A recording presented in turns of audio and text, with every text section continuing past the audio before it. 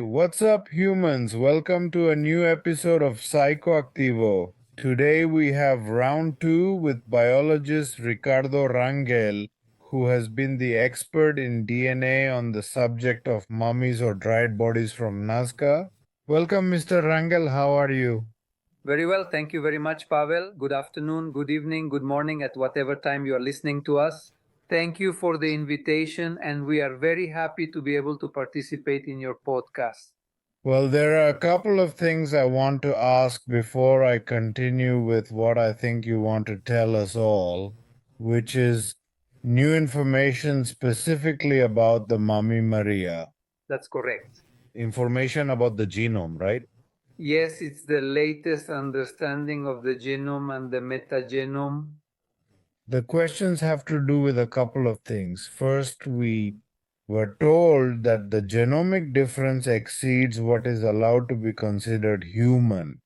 So, for example, there is a difference of over 2% in Maria compared to humans.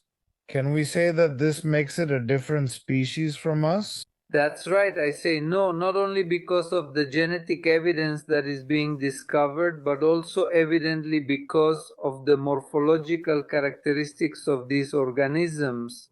The fact of not only having found one organism, but already currently adding approximately 10 individuals with the same phenotypic characteristics, the physical characteristics that can be observed directly in the organisms, is telling us that these beings were definitely already constituting themselves as a new species. Due to the data that we are finding new, it seems that they were in this process of stabilizing themselves as a new species under a process of hybridization that we previously thought, or I myself thought, could be artificial. But with this new evidence, they are clearly telling us that they were in the process of establishing themselves as a new species through the process of hybridization, which before we thought, or well, I thought that it could have been caused by artificially, but with this new evidence, we are seeing information that this was a natural process that took place in a scenario that we had not anticipated, but with the new genetic evidence, it seems that we are now gaining greater clarity as to what Maria's origin was. Exactly. How curious, because I was speaking with Dr. Piotti from Argentina. I already had 2 talks with him, and he told me that he thought that was what was happening, that if there was a hybridization process, it would be a natural hybridization process over many years due to a mixture of different species. Can you explain to us a little bit how you came to that conclusion more specifically, please? Yes, of course. What happens is that from the first point of view of the analysis that was carried out on Maria's genome, combined with the also very relevant and important conclusions of Alena Hardy, well, suddenly we had a rather curious puzzle where a progenitor of the human branch was suddenly crossed with an individual from the African region, specifically a chimpanzee or a bonobo, and suddenly it was transferred to America, where it was found, and it was possibly thought that it was transferred to the human being. It was transferred to the chimpanzee. The hybridization experiment occurred in the Cusco area, in the Nazca area, and this is what generated the organism, or the organism had another route. So what we are finding is that the organism did indeed have another route, a much more natural and logical route, where the protagonists of this hybridization process could have met naturally, and later the result of this hybridization and the stabilization of this species that was perhaps found in Africa could have been transferred to America. What made you understand that it may have come from Africa? Was there any specific element that made you identify it? Yes, clearly. And this one, and well, for that, I would like to be able to share the screen with you so that I can go ahead and provide more graphics, and so that we can all understand each other in that regard. Very well, basically. Okay, well, Let's remember that we had already been working on the phylogenetic study in a way that, well, within what will be the new studies of the new mummies that have been found, that at least now that we were in Peru, I was able to witness the existence of 3 other specimens. Well, we must follow a protocol for the study of these organisms. And basically, I believe that this is one of the 9 most important basic points on which we must work in a way international, which is the collection and preservation of samples, the establishment of a multidisciplinary team of experts, the initial analysis of the sample, the extraction and sequencing of DNA, the comparison with known databases, the analysis of proteins and metabolites, as well as the study of the potential biological and cultural implications that these may have had in their environment. Obviously, this should be published and should be peer-reviewed, and international collaboration and transparency of all the data that is accumulated on these topics should obviously be encouraged. Obviously, we know, and it is public knowledge, that the moment in which the sample was taken from Maria was twofold, and it was clearly carried out using the techniques that were available at that time. Question given the improvisation of the moment, yes? Quick question. How many times has Maria been sampled? Look, as far as I know, with these that were taken in 2017, at least the sample that we have studied and that was carried out by the massive sequencing is the one that was taken in this documentary that was media-based and that is available to all of you. And it was at the time that the sample of the hand bone was taken from where the DNA was extracted and where the massive sequencing was carried out, which is precisely at this specific moment. It's only been once. So that you know at least of the sample that we know, that we have carried out the sequencing analysis on an Illumina equipment under a massive sequencing technique, which is the most appropriate technique to be able to carry out the analysis of old tissues, of ancient tissues, of tissues that have surely undergone a degradation process in terms of their structure, but that is very good because precisely this type of technology works with small fragments of DNA to be able to carry out this massive sequencing. So this technology makes it ideal for carrying out this type of study on ancient mummies like Mary.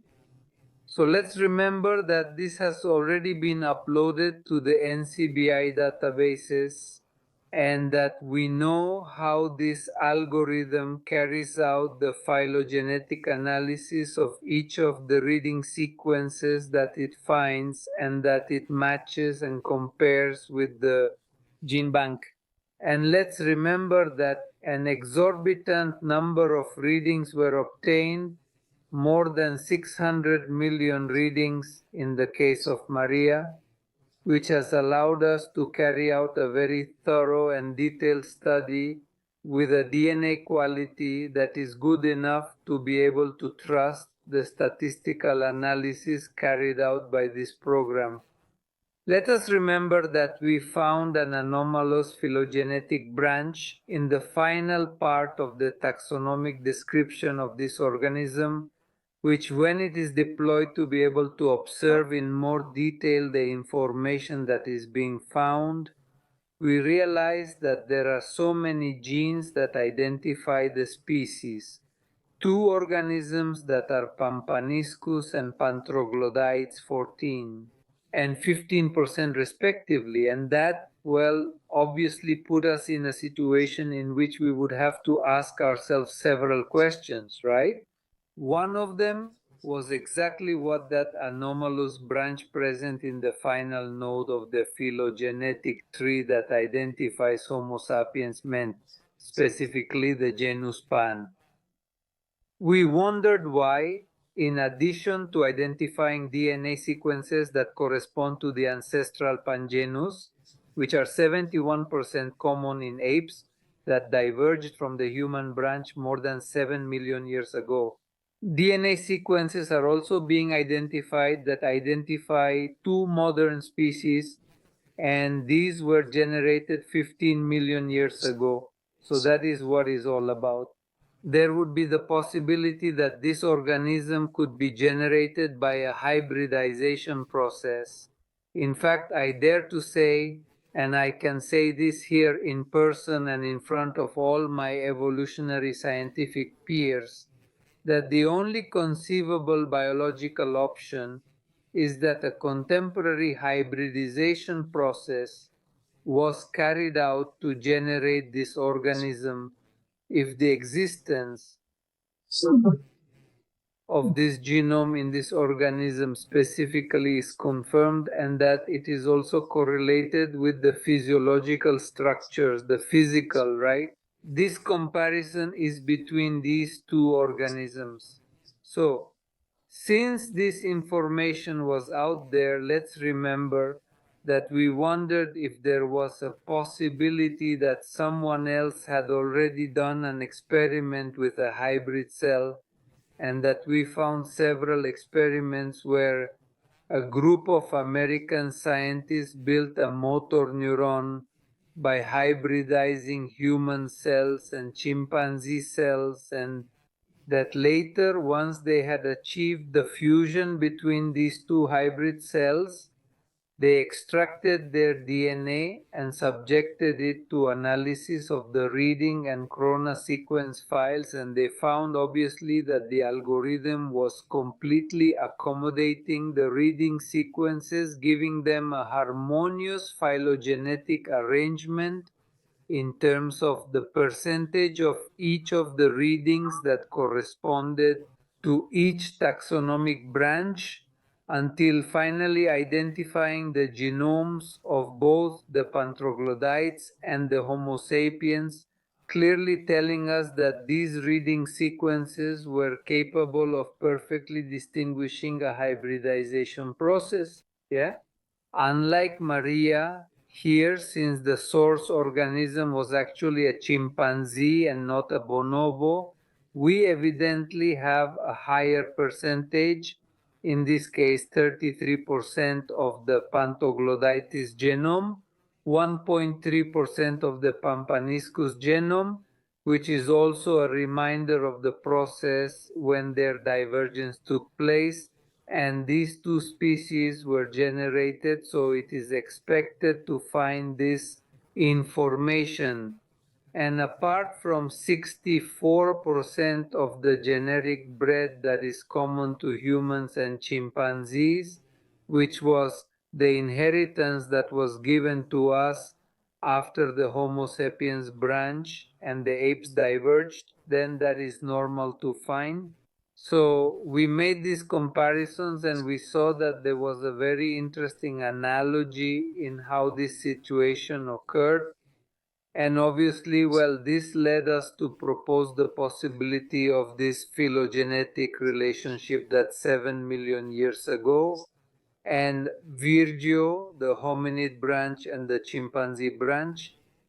But given the information we had about Maria's age of 1,700 years, and the possibility that this had been a process of hybridization, no, not natural, due to the geographical distances that existed between the organisms, we thought that this had happened recently. So that's why I put the origin of the little arrows here almost at the end, because 2,700 years in the chronological context is nothing. But now with the new evidence that we are going to talk about, and that I hope will catch your attention, are we now in a position to be able to say that perhaps this occurred between 200 to 300,000 years ago, right?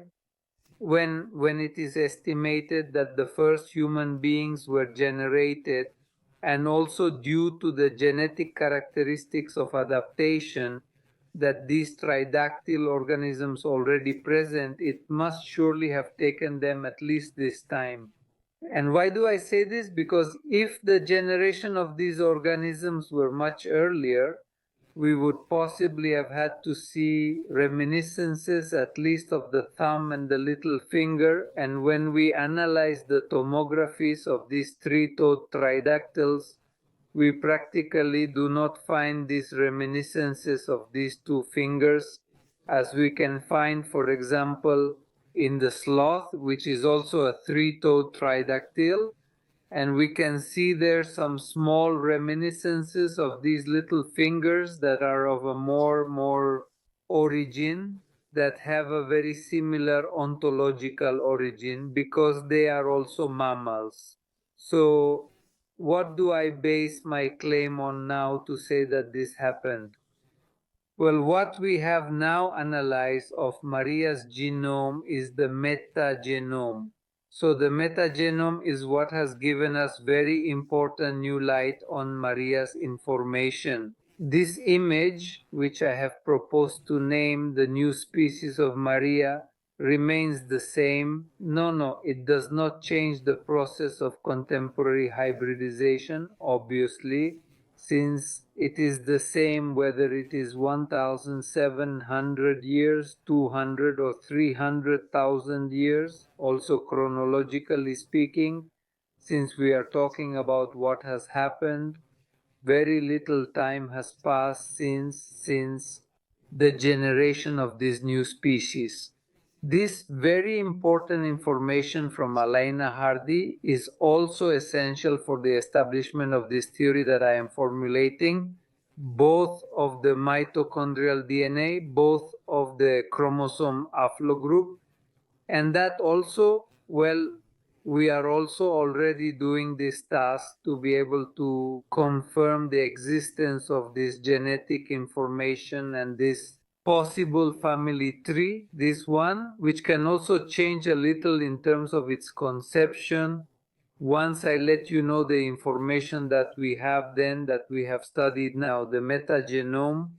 The metagenome means all the genetic information that is constituting a living being, obviously including the microbiota and all the parasites that could be present in this individual at the time the sample is taken. Well, we now know that the metagenome and basically the microbiota are, so we can say that it is like a door to a new unknown world of information that we did not have regarding the microorganisms that coexist with a person, with a living being in particular. Virtually all organisms contain microbiota. They contain a microbiota in their mouth, on their skin. Practically all skin has a specific microbiota. In the hair, on the scalp, in the tear mucous membranes, in the nasal passages, in the intestinal microbiota. It is also very important, and also the parasites that could be infecting an organism at that time. There are many intracellular parasites that are inhabiting the blood. So all of this is valuable information because it can give us key information about the health of the organism or its disease, or even give us clues about the cause of death of an ancient organism. So, did you find out what caused Mary's death? Do you have it yet? Yes. We now have a possible cause of death, and I present it to you right here.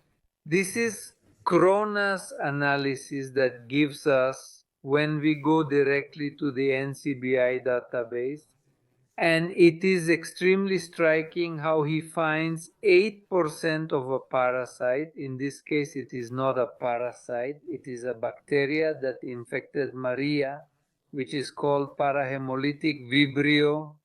When we display the information on the bacteria contained in the sequence genome in Krona, just look at the 62% of all bacterial genomes, which are obviously taken up by the presence of this parahemolytic vibrio. Then it draws a lot of attention. Does this make us rule out the possibility that it was contamination? Because if it had been contamination at the time of handling, then we would have a very small amount of information about this organism for it to have been contaminated with a large number of copies of the DNA of this organism, since the person who handled it would have had serious health problems, right?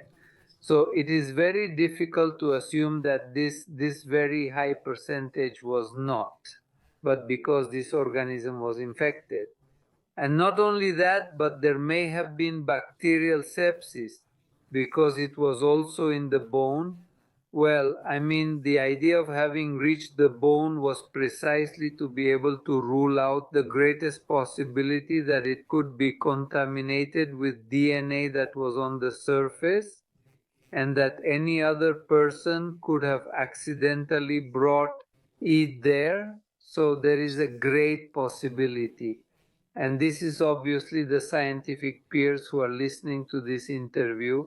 If they analyze this part of Maria's metagenome, they will be able to corroborate it. Or also, obviously, let us remember that this has to do with an interpretation, and this interpretation, well, is what we try to make as scientific as possible.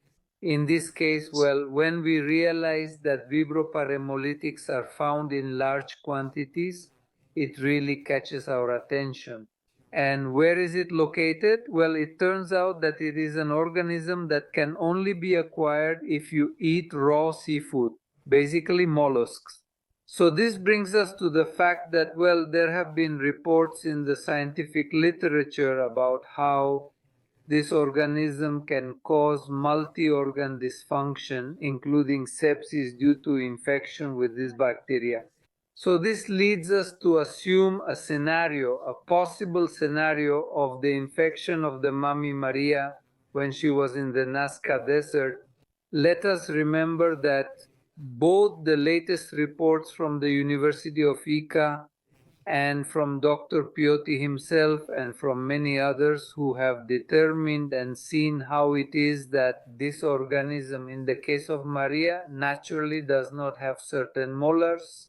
At the second public hearing, the possibility had been raised, the possibility had been said that an extraction had been carried out, but after methodically analyzing the structure of the jawbone, there is no trace of the existence of these molars. So this tells us that Maria was naturally like that and obviously had a masticatory problem, and therefore her diet must have been a soft diet, or it had to have been a soft diet, since she did not have the possibility of being able to chew, and also because of that her incisors, the front teeth, are also more worn. It is therefore very likely that the Nazca natives, wanting to help in the nutrition of this organism, offered it raw oysters containing the parhemolytic vibrio, and that this vibrio generated a septic shock in Maria and was possibly the cause of her death. So it was like death by poisoning, by infection, exactly due to some kind of poisoning or infection, right? So that is very likely to have happened, but our discovery also occurred. We found other opportunistic bacteria that surely were also activated during this process of septic shock, and that surely generated a compromised situation in this regard. Give me a second. So all this obviously, well, was formulating many other theories.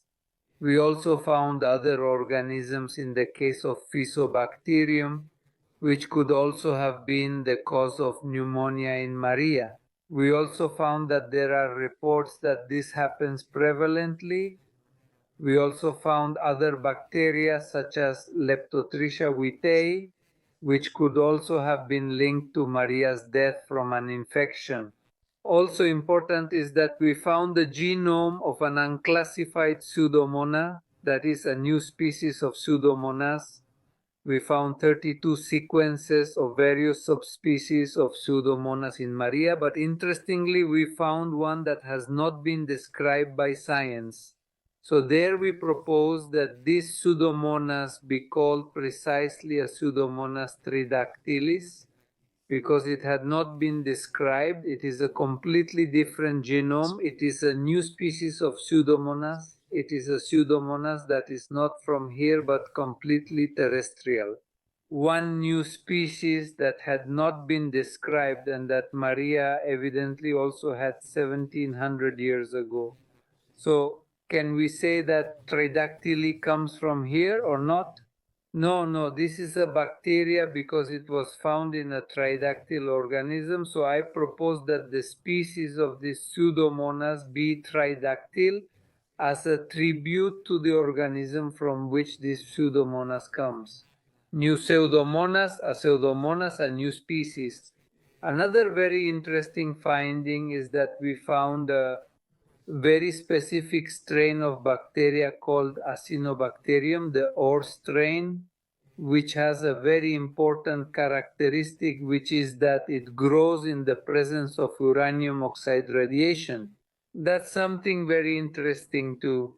Later we will also have to analyze why Maria has this type of bacteria in her body. Yes, but now getting into the subject, what fascinated us most about this unexpected discovery was that Maria is infected with two protozoa, one of which is Trypanosoma brucei. Trypanosoma brucei is an organism that only exists in Africa and is only transferred through the bite of a fly, in this case the tsetse fly. So the tsetse fly has a very limited distribution, and Plasmodium is also an organism that also has distributions, although it is also found in America. It is not found exactly in the Nazca region. There is no Plasmodium, there is no malaria. And then here we see that Trypanosoma brucei was found, the subvariety, the subspecies brucei. So it is a very specific sequence. There are three types of trypanosomes, two that infect humans and another, in this case, brucei, which only infects animals. So that also tells us a lot about the fact that this organism, which shares a very important genetic branch with the bonobo and the chimpanzee, has been more susceptible to being infected with a trypanosoma that only exists in Africa and only infects animals and not humans. So this is a very interesting discovery that now presents us with a new scenario for the existence of Mary. So here is the distribution of Trypanosoma brucei, practically in the center of Africa, not in the north, not in the south. Yes, we can see where Plasmodium is found. Yes, Plasmodium is also in America, it is in Africa, it is in Asia. But in the specific case of Peru, there are practically no infections in the Nazca Desert area. There are practically no confirmed cases of Plasmodium infections in that area at present. So all of this, these two aspects together, create the possibility of generating another scenario regarding the migration route that Maria's ancestors took, where Maria originated, and what we now have to resolve is how Maria was later transported to America. So when we saw the phenotypic characteristics of Maria, the tridactyly, these large fingers, the robustness of her body, well, obviously there was no click, there was no concordance in the ecological niche of a desert.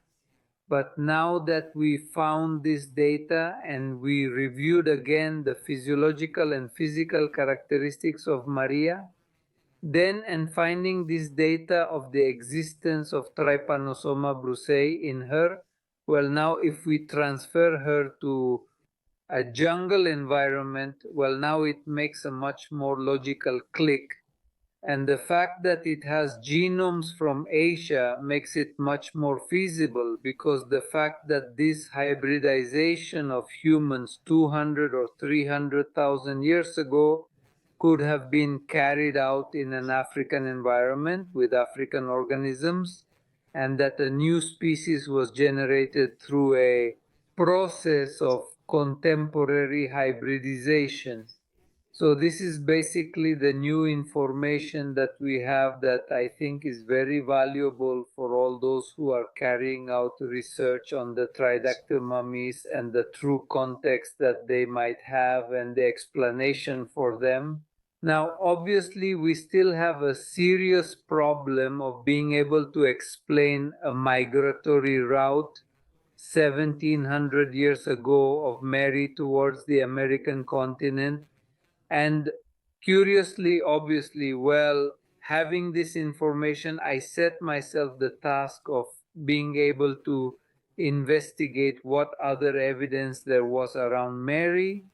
Joyce Mantilla told me that in the context from the discovery of these mummies, some stones with engravings had been found, and I have also been analyzing those engravings.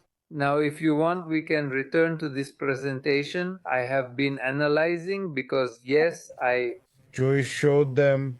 I have them, but I want to stop this screen because I now want to share with you another presentation that I have here, where we have done a little comparison of some of these signs, of these symbols. So now in the African context, what I asked myself, well, yes, if this took place in a new situation where perhaps these stones had traveled with them 700 years ago, then we would have this situation. Here we have found a very interesting match or concordance with the Ethiopian Americo of some of the letters that are inscribed on these stones. So I told them, so I said, well, maybe they come from Africa. So I started to look at ancient African civilizations and their writing, and this is what I found. There are also symbols very similar to the Ethiopian Ge'ez alphabet, also an ancient African language. Here we can also see some symbols very similar to the Americo, and here also very clear, since two letters are present in the Ethiopian Ge'ez. But the most interesting thing, Pavel, is that I began to review the cave paintings in the African region and found a very interesting parallel in Nukari, this insectoid type organism that was also found in the same context as these tridactyl beings. And we see a cave painting where there is practically a barbaric similarity with respect to what was also found in the context of mummies like Maria. And that's where this Nukari was found too, right? Painting, painting, painting. There you will find the source where I got this information. I am going to pass it on to you right now so that you can also share it. To put it in the video description. Please, and this one, and so that everyone can consult and observe them. I don't know, I don't remember exactly in which location, but it is precisely an area in Africa where these cave paintings of these very strange organisms were made. This is one, but the whole mural is full of some really strange things which have no match for any known living organisms today, right? Until now that Nukari was discovered, and these very strange insectoid type beings that also accompanied these mummies, right? So, well, everything indicates that the origin of Maria and those like her are possibly merely African, 100% African, and that they were subsequently transferred. Let us remember that there is increasing evidence of a cultural and economic exchange between Europe and America in pre-Hispanic times. Dr. Ruth Rodriguez Sotomayor, I don't know if you have heard of her and know a little about her work, but she has found a lot of archaeological evidence of the existence of this transfer of information. So it would not be very risky at this point to imagine perhaps a scenario in which these organisms that have been captured, well, this entire family as well. Just now that I mentioned this about the family, I have also found that in beings that are like Maria, who now number like 10, at least out of 5, 6 of them have a malformation in their chest. This malformation is known as pectus scavatium because it is a depression in the chest due to a deformation of the sternum and ribs. Several of these tridactyl organisms have this deformity. So that tells me about a high incidence of something that, for example, in the case of humans, occurs very sporadically, that is every 5 million. So it is very rare for it to happen. So the fact that we are finding this deformation with a high frequency in such a small population makes me assume that possibly this population of organisms at the time they were discovered was already showing a high rate of inbreeding. So when there is a high rate of inbreeding, it is expected that this type of malformation will occur in a high percentage of live births. Well, Just for the audience, can you explain what inbreeding is? yes, inbreeding is a process that occurs when a population becomes isolated in some way or another, and obviously there can no longer be breeding with other populations because there is simply a geographical barrier that prevents me from having a genetic exchange at a sexual level to generate variability. So when this process exists where for some reason this species was isolated in a specific area, they began to reproduce among siblings, among cousins, even between parents and children, and then this allows recessive genes to express themselves and generate mutations that generate this type of physical situations. That really caught my attention, and I'll tell you why.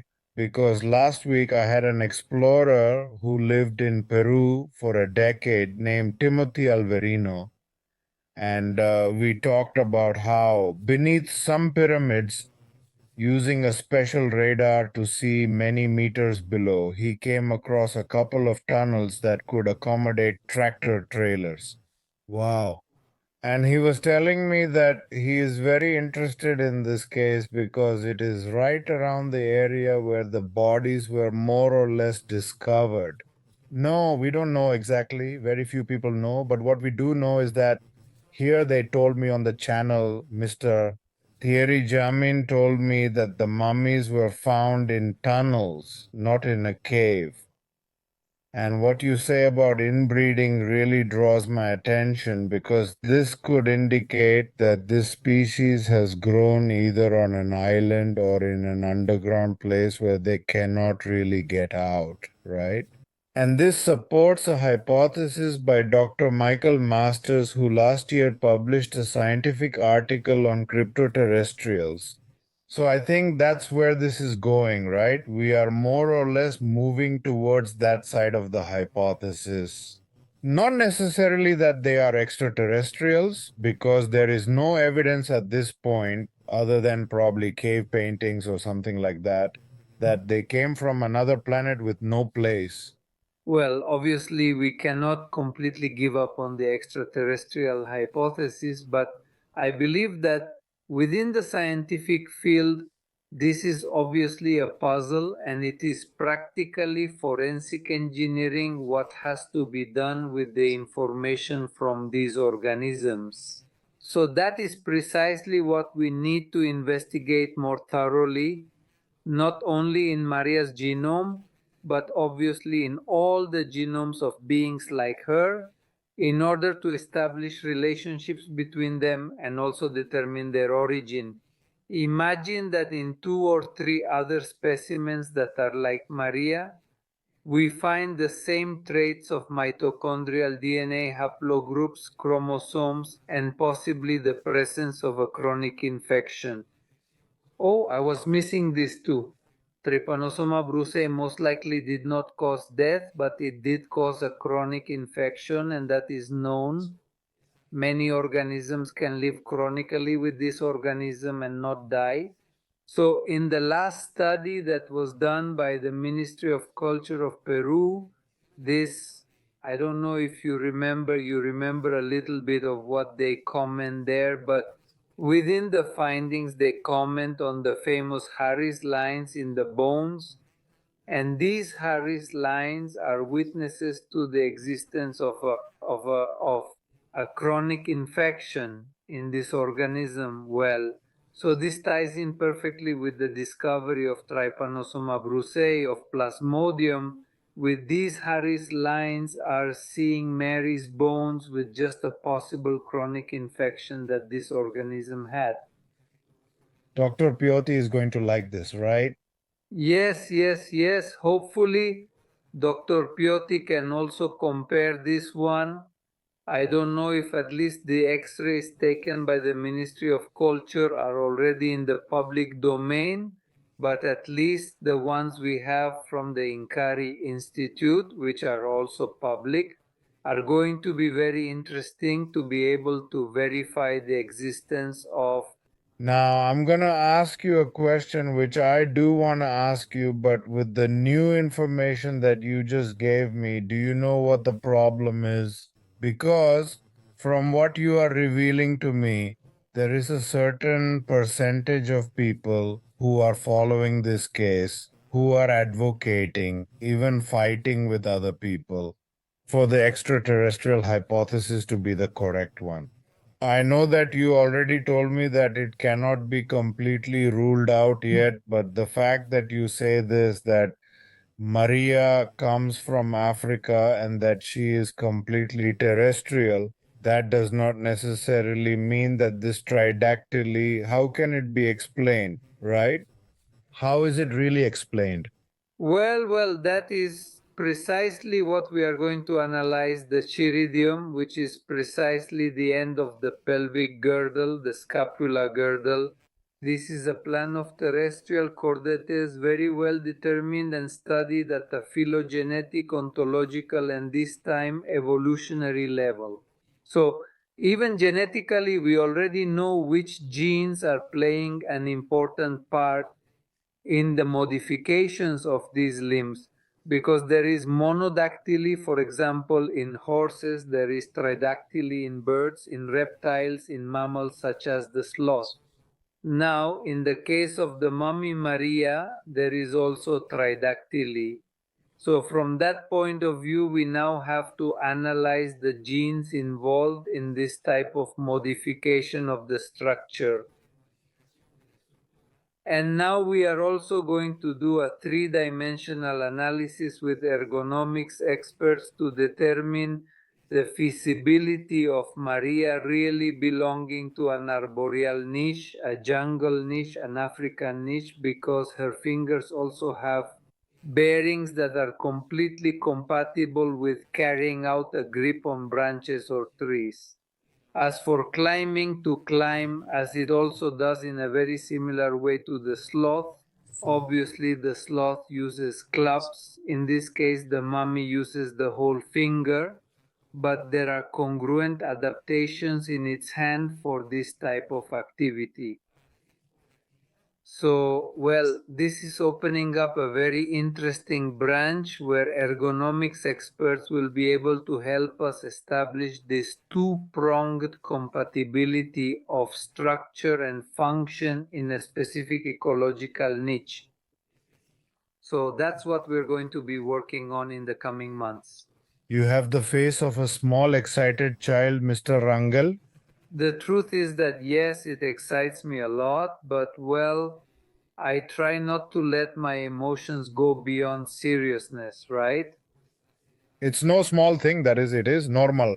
And in one way or another, well, for me it was very important to be able to have this talk so that the scientific community and the community in general that is following this case, well, this has the latest information in the freshest Well, and also those who have knowledge of bioinformatics, well, can verify this information with the reading sequences that are already public in the NCBI of the USA.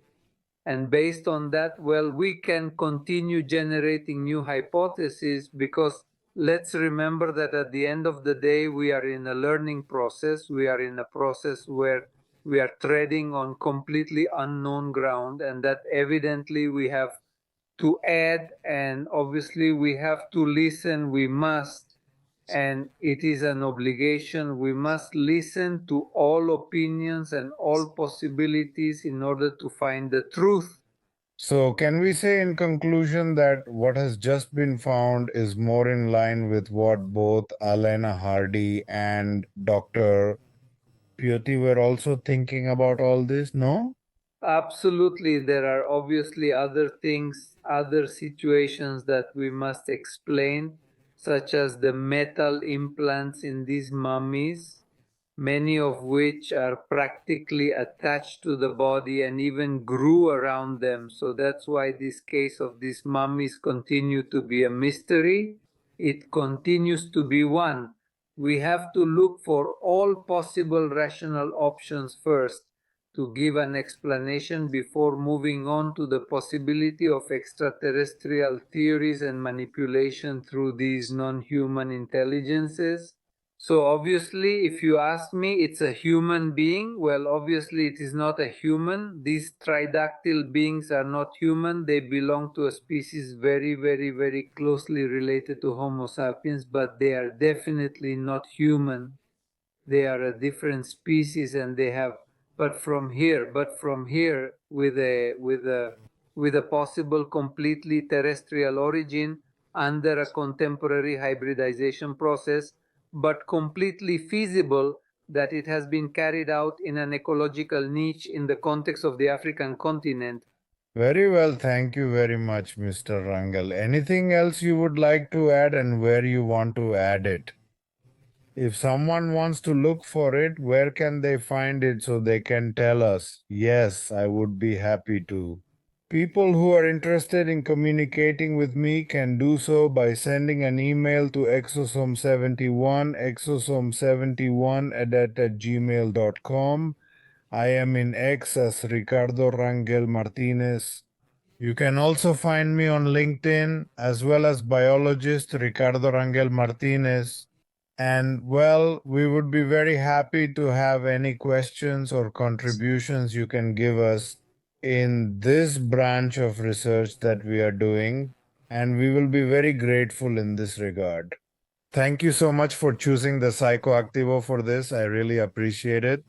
Man, thank you very much, Pavel. Well, I'm very pleased that your channel is growing, and I'm pleased with the tone of seriousness with which you're treating the subject. Congratulations, you do what you can. Thank you so much for the compliment, people. Subscribe to the channel, give it a like, everything. You already know all that. Many thanks to biologist Ricardo Rangel. See you next time. I hope we can talk again soon. Of course, with pleasure. Greetings. Bye.